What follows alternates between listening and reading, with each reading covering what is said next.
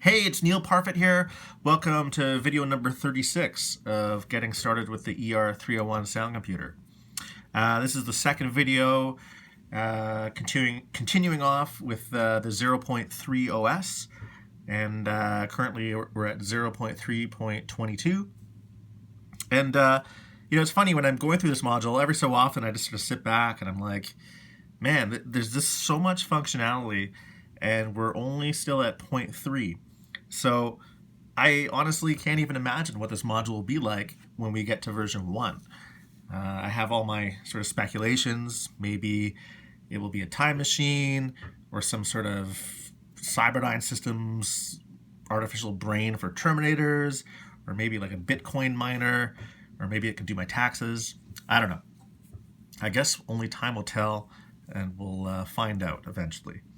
But anyway, continuing on, let's look at a few new units today that have sort of materialized since 0.3. First one is, let's go to Insert and scroll through our list, and let's check out under Sample Playback. Oh, actually, wait, I lied. Let's go to Recording and Looping. Originally, in the 0.1 and 0.2, we had a looper. And then coming in at 0.3, we have a pedal style looper. But let's look at this feedback looper. So I'm just going to add that in. At first glance, it looks like the original looper from the previous OSs. And the main difference between these loopers and a pedal looper is you define your loop length ahead of time. So not great for rhythmic performances and stuff like that, where you need a defined set of time to loop. This is more for, in my case, I use it for drones and sort of textures and stuff like that. Something that doesn't have a defined start and end. So with that being the case, the way these work is you go into the header of the unit. So you go underneath the header, hit the soft key, and you have to assign it an existing buffer file or create a new one. So in my case, I'm going to go create new.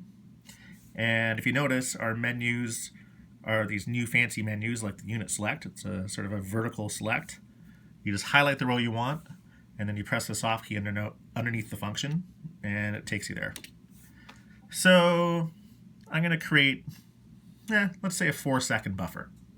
So that's the first step, and we can see it's letting us know that this is going to require 0.73 megs of RAM out of our available 480. That's fine. I'm going to hit enter, attach buffer. So now we've done first of the 3 steps we need to get going. So we have our buffer file assigned, and we can engage this looper. And remember, if you go to a parameter and you hit the soft key underneath it, you go to the parameter and you hit enter, you can see a contextual view. There's our playhead. So this amount of time from that side to this side is representing that 4 seconds. Obviously, if we had a longer file, this would be slower. If you're working and you need more space, or you just want to see more of the waveform up close, you can zoom in by holding down the zoom soft key and just playing with the encoder. And you notice there's like a little scroll bar up there so we can see where we're going. But you know what? This is 4 seconds, so that's fine. So we're in contextual view. If we want to get out of it, highlight one of the buttons, hit enter. It'll take us back. So that's the first of 3 steps. The next step is, if we went to record something now, it would just record digital silence, and that's because we haven't actually assigned any input source. So for this, I'm going to assign my mic preamp, which is going into in1 from a different Eurorack module. So again, I just go to my input assign, set chain input. Here's all my inputs available on the system. I'm going to expand my ins, and there it is. I know I'm getting my signal, check, check, check. So I'll hit that soft key underneath in1, and boom, we're assigned. So that's 2 out of 3 things. The last thing we need to do is this punch in audio. So you can highlight punch, you can hit the soft key under fire, Or you can assign a subchain to another signal. It could be like an on and off pulse from like a sine, or an external CV signal sending gate. In my case, I just want to do it manually. And you know what? I like, this is a good example of that contextual view. I'll just highlight that punch button, I'll hit enter, and now when I go to record, I can see my waveform. So check, 1, 2, 3, 4, 5, 6, 7, 8, 9, 10. So there's my waveform. And notice if I zoom in, we get a faster view. I still can't get over how fast the refresh is on this module. It's actually really nice. Like, look at that. Like, I'm pretty sure that's 30 frames a second or higher. It's just so smooth. Look at that. I have $5,000 rack gear that have meters that are more choppy than this. So it's just kind of amazing seeing this in a Euro rack module of all things. Anyway, that was a side topic. So as an example, I've recorded in this stuff. If I turn up my speaker just behind my phone, 4, 5, 6, 7, 8, 9, 10. Check. 1, 2, 3, 4, 5, 6, 7, 8, 9, 10. Check. So there's my loop. Let's check out our parameters. If I set the feedback to 0, that means it will only record 100% of the dry signal and won't retain any of the previously existing signal there. So it's not really overdub, it's sort of replacing. So if I record now, notice how it's wiping out the original waveforms. And then if I sort of up the feedback, I'll blend in more recorded signal with pre-existing content. I'm not too sure of the ratio here because I know at one feedback I'm still getting a bit of both. So I'd have to check with Brian on the math of that. But a good rule of thumb is usually 0 is like 100% incoming signal. Usually halfway is half and half. And 1 is somewhere near the top, but not full. So I don't know. I'll find out specs on that later. So let me just record something here. I'm just going to record a pad kind of sound using the purest sound in the universe, which is my voice. And I'm just going to adjust a parameter here. I'm going to up the fade. And that way, when I punch out, it will smoothly transition the recorded signal with pre-existing signals, so there isn't like a click or a pop. If you want that for some glitchy effect, you just set this to 0. But then you have a chance of a waveform, ending up here, and then the incoming waveform starting down here, which would create a pop. So I don't want that. I'm going to set this a little bit higher, and let's see what happens. So, another thing is, so let's say you have recorded signal there, and you're like, you know what? I don't want any of that stuff anymore. You can go to the feedback looper's header, and you can go 0 buffer, and we're at digital silence again, which is great. So here we go. I'm going to record my first chunk of pad sound here.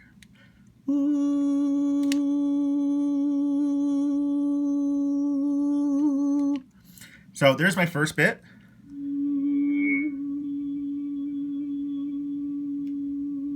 And actually, you notice I had feedback there? That is because my wet signal's at 50%, which means I'm only hearing 50% of the unit and 50% of the incoming audio signal. So now I have that set to fully wet, so we're only hearing this unit at all times, unless I punch in. So here's my first layer. I'm going to set the feedback somewhere over there, and I'm going to add another layer.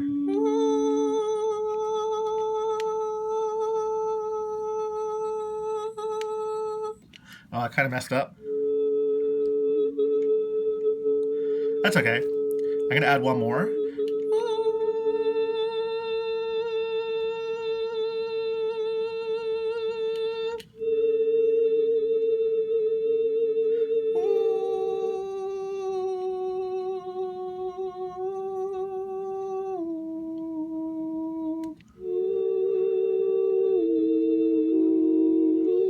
So, got a weird cluster happening. kind of strange. So I'm going to add a few effects after this. I'm going to insert just a delay. Just add a little bit of delay there, some feedback. Up the wet signal a bit. I am going to add an EQ after that, just to scoop out some bass. Maybe up the highs a little bit, because my voice is so angelic. And then I'm going to add a new plugin after that, called a reverb. Up the size. Lower the damping. And just before that, I'm going to add a low-pass filter as well.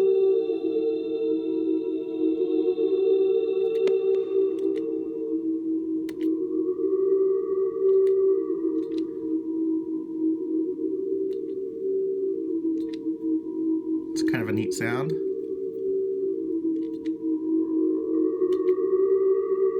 If I set my Q too high, it will self-oscillate, just as a reminder. Which could sound kind of interesting, depending on what you want.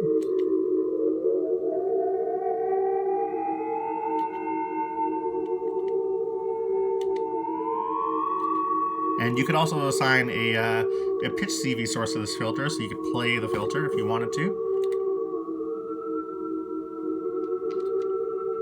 It's kind of a neat sound. But, okay, wait, I'm sort of going off on a tangent here. So, going back to this looper for a second, what makes this so different from the original looper we had? And there are two things that make this completely unique from the original looper. First one is, well, actually, it's just recording behavior. Since this system came out, if you ping the punch button with a gate, it latches and it just stays on. Now, on both loopers, you can go into the control configuration and you can set the punch mode. Instead of latch, if you turn that off, now this recording is momentary, which is pretty wild, because now I can manually just like punch in on the fly whenever I want, and if I only hold that button for a split second, it's only going to pop audio in for that split second. So if I have that being triggered by like a moving pitch sine wave, I'll get these crazy blips in records, which can create some pretty interesting results. So let's just try that. I'm going to set my balance like this. I'm going to engage this so I can hear what I'm doing. So I'm going to record something really stupid on top of this, just so you can totally hear what's happening.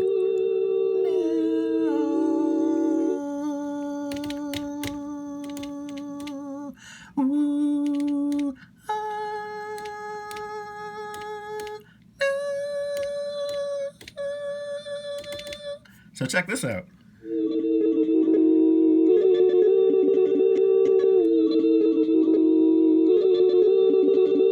Completely different random things popped in on top of that track.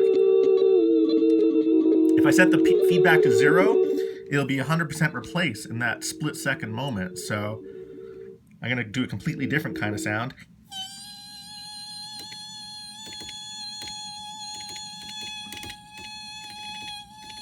Listen to this.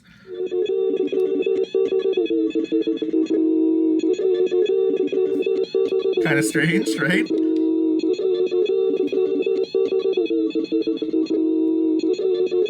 So imagine if this was like some sort of textural thing and you just wanted stuff blipping in and out on the fly.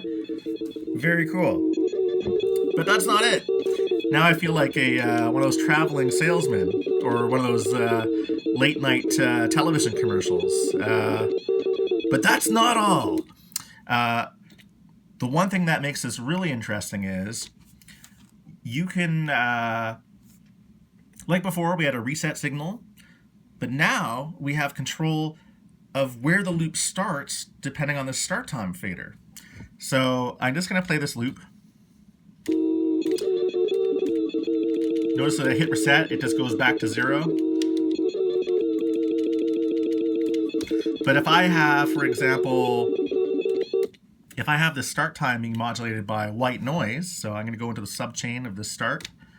I'm going to add a white noise. And as you know, white noise is just random frequencies. There it is. After that, I'm going to add a a half wave rectifier. So we only get the upper half of that signal. Rectify. I don't think we've used that module before in these videos, but there you can see it. There's half of it. And now, if I introduce the gain to this modulator chain, you can see how it's affecting that fader. So I'm just going to set it to 1, and then we have full control over 0 to the top of that start time fader. So every time I hit this reset now, it's going to move the looper playhead to wherever this might happen to be in the moment, which basically is random because it's white noise. So if I hit reset, you can see the behavior here.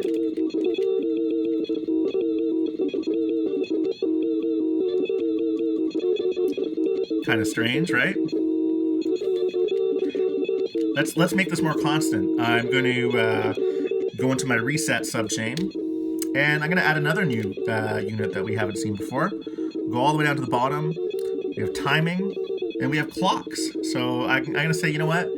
I want a clock running at 140 BPM.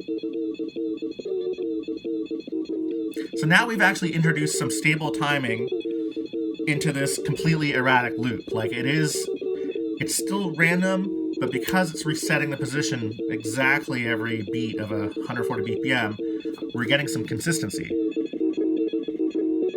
Still weird, but I think you can see where I'm going with this. Now, the last thing that makes this so cool is if I punch in while this playhead's going all over the place, it's going to record exactly wherever that playhead happens to be based on this randomness. And that's what makes this unit so interesting. If you're building textures, you can kick in audio all over the place in random positions or defined, like whatever your modulator source is for your start slider, creating all sorts of, I don't know, I think there's so much room for experimentation here. So as an example, I'm going to set my feedback to the middle. I'm going to punch in, and I'm going to do a completely different sound just so you know what's happening here.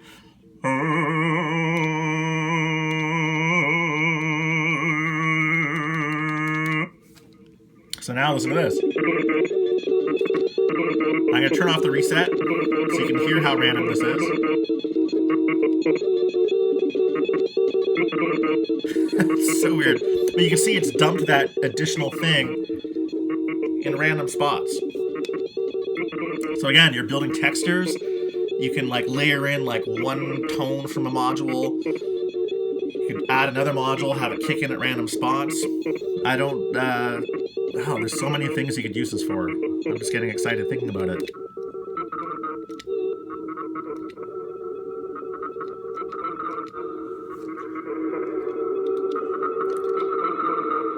So here's my weird sound I made out of my voice.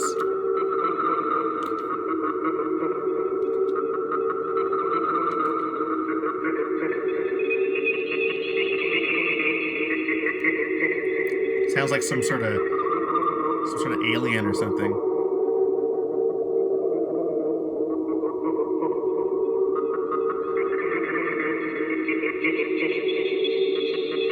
And just remember, on this loop module,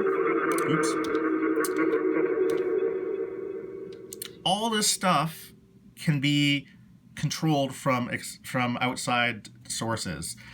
Each one of these buttons, all these fader controls, and even, or not the fade, but all the other controls, these can all have subchains. And if you can remember, a subchain can contain more units, which in turn can have subchains. Or if you were being really simple about it, a subchain could simply just be an external source, which could be any one of these connectors on the front panel from outside gear. So there's a ton of possibility for just exploration and unique results.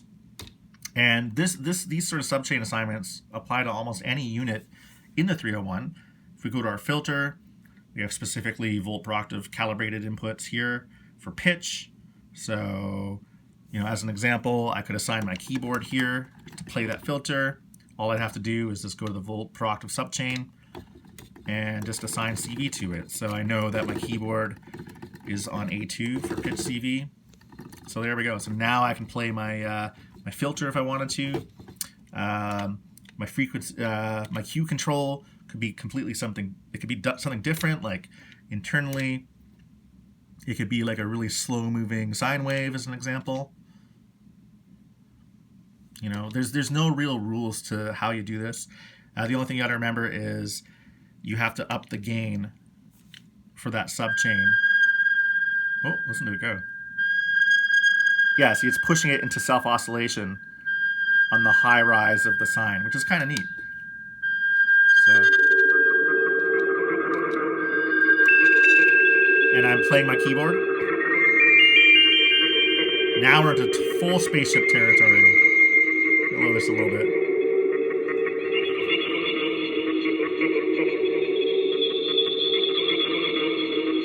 So as you can see, so many options to do interesting things. Yeah, I can even modulate my delay times, the feedback, the wet dry balance, my EQ controls.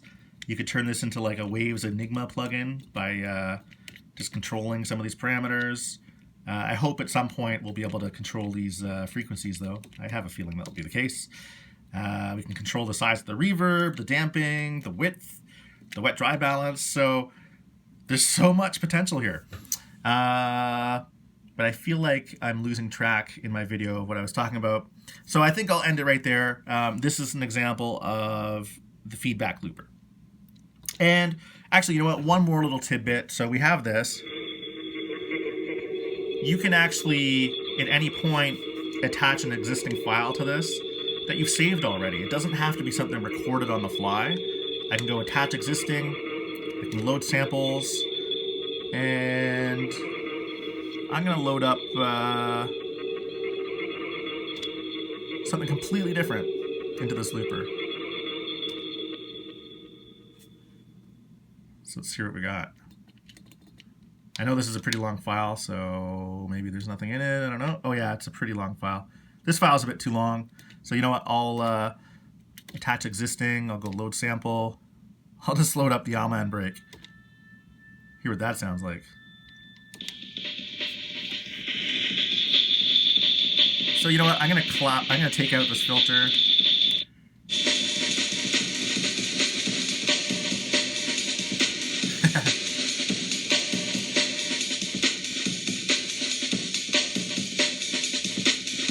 So here's an example. I have this existing file. If I set my feedback somewhere above 1, I can actually punch in on this if I want.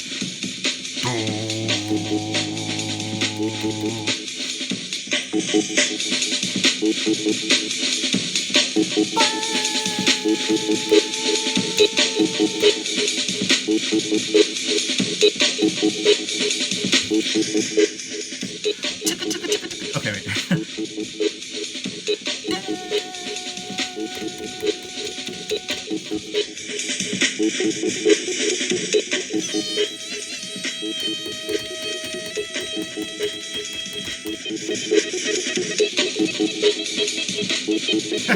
That's so bad. So I've modified over a pre-existing buffer file. It's not going to wreck my original file on the card. I just have to go into the admin area, sample pool, and I can just save this as something else. So I can call that new file instead of overwriting it. Allman weird.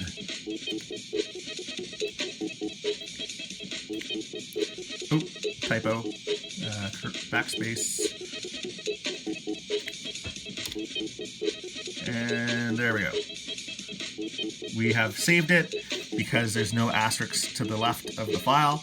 So I know I can recall this at some future date if I feel like messing around with it with my beautiful voice on it.